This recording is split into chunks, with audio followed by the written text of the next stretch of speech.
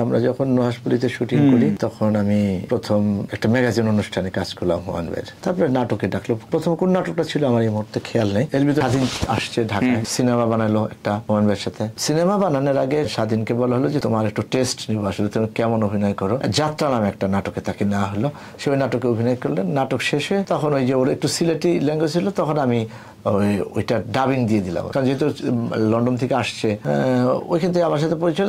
তখন বলে তাহলে তোমরা এক কাজ করো, একটা নাটক করো, তুমি ডাক্তার এজাজ আর স্বাধীন, তোমাদের নিয়ে একটা নাটক বানাই আমি।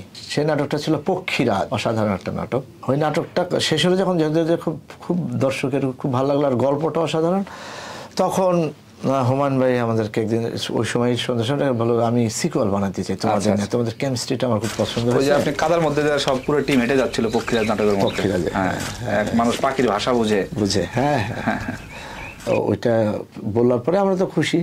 এই তারপরে তারা তিনজন, আমরা তিনজন, আবারও তিনজন, ভাইরাস, অনেক অনেক অনেক অনেক